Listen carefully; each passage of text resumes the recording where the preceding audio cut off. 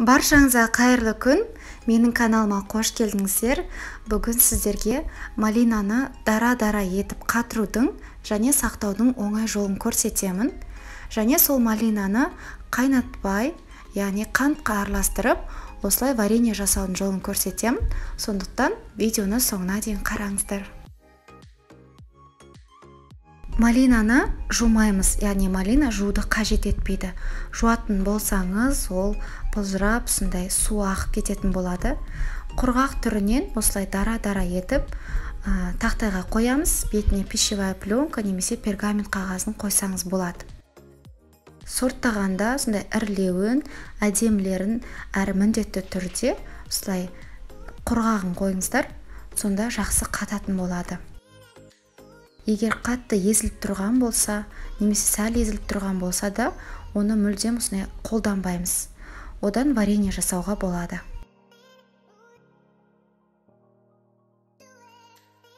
Осылай бір-біріне жақындатпай, яғни арасын арақашықтық сақтап, осылай қойып, мұздатқышқа қатырамыз.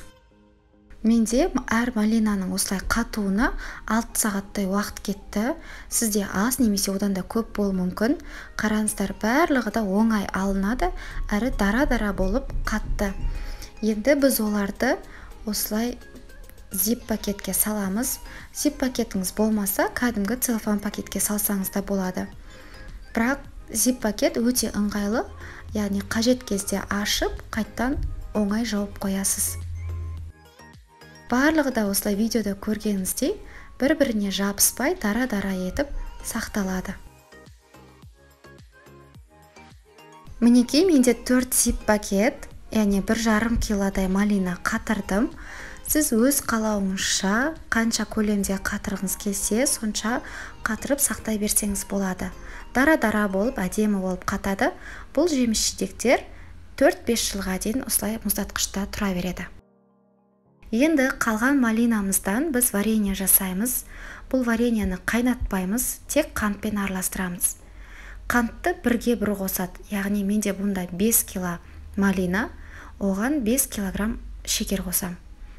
Осылай жаймен деп қосып, араластыру қажет. Барлығын бірде қоспаймыз. Осылай соғы шығып, қанты ери бастайды, малина тез осылай езіледі.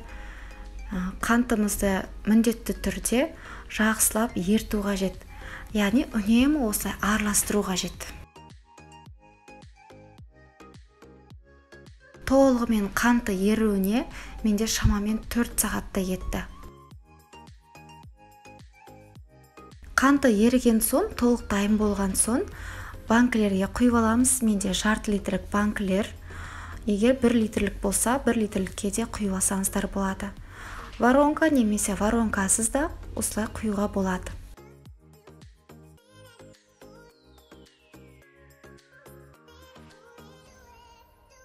Банкіге құйған малинаңызды, яғни вареньені тоңазытқышта сақтау керек. Яғни осылай қақпағын жабамыз. Ешқандай да атылып кетпейді немесе ашып кетпейді. Толық осы рецептпен осылай жасауға болады.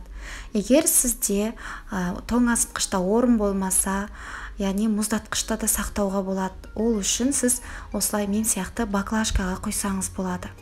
Воронканы қолданып осылай құйып аламыз. Баклажкаларды міндетті түрде тазалап жуып аламыз да, ішін кептіреміз. Сосын барып құямыз. Бірақ баклажкадағы вареньені міндетті түрде мұздатқышта сақтау керек, тоңазытқышта сақтауға болмайды. Осылайша менде жарты литрліктен 5 банка және 1 литрліктен 1 банка шықты. Және қалғанын мен баклажкаға құйдым. Баклажкадағыны мұздатқышта сақтаймын. Жалпы алғанда менде 8 литрдей варенье шықты. Өте оңай рецепт, міндетті түрде жасап көріңіздер. Егер де менің видео рецепт ұнаған болса, міндетті түрде лайк басып, каналыма тіркеліп қойыңыздар. Ал алдағы рецептті жібермеу үшін колокольчикке басып қойыңыздар.